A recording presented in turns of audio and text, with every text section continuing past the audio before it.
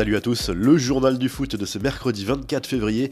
Le Bayern a déjà un pied et demi en quart de finale de la Ligue des Champions. Le club allemand s'est baladé mardi soir en huitième de finale aller de la compétition sur la pelouse de la Lazio Rome. Succès 4-1 du club bavarois qui confirme son statut d'intouchable en C1 depuis un an.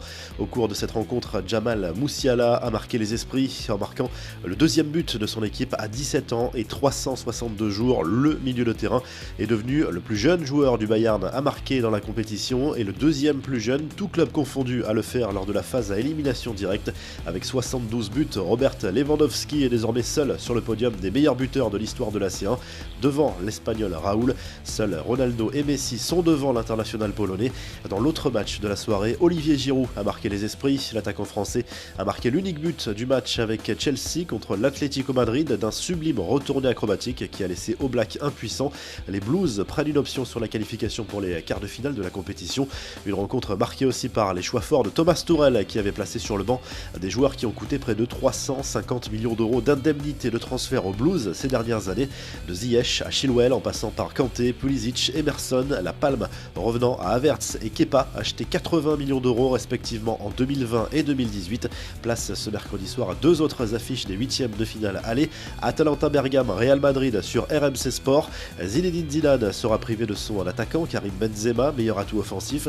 Le club italien a lui annoncé une triste nouvelle, le décès de son milieu de terrain ivoirien Willy Bracciano Tabi. Ce jeune espoir de l'Atalanta est décédé à 21 ans d'un cancer du foie dans son pays, la Côte d'Ivoire. Manchester City va défier le Borussia Mönchengladbach, non pas en Allemagne, mais à Budapest en Hongrie en raison de la crise du Covid et des décisions du gouvernement allemand à ce sujet. Coup d'envoi des deux rencontres à 21h. Les infos et rumeurs du mercato. Ronald Koeman agacé par toutes les rumeurs autour du futur mercato du Barça, alors que la presse catalane parle d'un possible intérêt pour Haaland et Mbappé. Le coach du club Blaugrana a balayé les questions sur le sujet en conférence de presse, rappelant qu'il fallait surtout se concentrer sur les prochains matchs du club, à commencer par cette rencontre en retard de Liga contre Elche mercredi soir. Ce n'est pas le moment de parler d'autres joueurs, tant qu'on ne saura pas qui est le président, nous ne saurons pas quels sont les futurs de l'entraîneur et de l'équipe.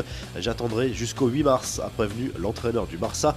Jean-Michel Aulas lui a reparlé de l'avenir de Rudy Garcia qui reste toujours aussi flou malgré la belle saison lyonnaise.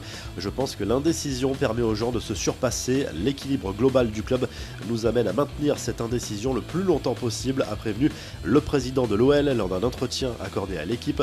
Enfin, lui ne terminera pas la saison avec le Celtic Glasgow. Le club écossais a annoncé la démission de son entraîneur Neil Lennon. Le Celtic, champion en titre, compte 18 points de retard sur son rival historique, les Glasgow Rangers. Les infos en bref, le Qatar accusé de minimiser le nombre de morts sur les chantiers. Le journal britannique The Guardian a enquêté sur le sujet et estime que plus de 6500 ouvriers, originaires d'Inde, du Pakistan, du Népal, du Bangladesh et du Sri Lanka, ont péri sur les chantiers de stades ou de différentes infrastructures ces dernières années. Mauvaise nouvelle pour Philippe Coutinho qui va devoir patienter encore avant de retrouver les terrains après son opération au genou. Selon la presse catalane, le Brésilien du Barça a connu un nouveau contretemps et ne devrait pas rejouer avant mi-avril, soit 2 semaines plus tard que la date prévue au départ. Du côté de la Roma, en revanche, on se réjouit du retour de Nicolo Zaniolo, éloigné des terrains depuis près de 6 mois en raison d'une grave blessure au genou. L'attaquant italien a fait son retour à l'entraînement avec le club de la capitale italienne. La Copa América 2021 se jouera sans le Qatar et l'Australie qui ont renoncé à participer à la compétition pour laquelle ils étaient invités. La Confédération sud-américaine de football évoque des problèmes de calendrier. Les deux pays ne seront pas remplacés. La Copa América 2021 qui se jouera du 11 juin au 11 juillet en Colombie et en Argentine. Enfin, nouveau succès pour l'équipe de France féminine en match amical. 4 jours après un succès contre le même adversaire, les Bleus ont dominé la Suisse 2-0 grâce à un doublé de Wendy Renard. La revue de presse, le journal L'Équipe propose une longue interview de Jean-Michel Aulas ce mercredi. Le président lyonnais revient notamment sur l'arrêt de la saison dernière en pleine pandémie et surtout sur cette saison qui pourrait déboucher éventuellement sur un titre de champion de France. Selon Aulas, ça serait un joli pied de nez à la concurrence soutenue par les capitaux étrangers. En Espagne, As se penche surtout sur le duel entre l'Atalanta Bergame et le Real Madrid en C1. Zidane a tenu un discours résolument optimiste en conférence de presse tout en rappelant les qualités offensives redoutables de son adversaire. Marca revient surtout sur la soirée difficile de l'Atlético Madrid en panne d'inspiration face à Chelsea et victime surtout d'un exploit d'Olivier Giroud, unique buteur de cette rencontre. Et en Italie, le Corriere dello Sport revient surtout sur la claque reçue par la Lazio Rome mardi soir à Rome face au Bayern. Le club romain n'a pas résisté à la machine bavaroise et devra se reconcentrer au plus vite sur la Serie A avec le top 4 comme objectif sur la fin de saison.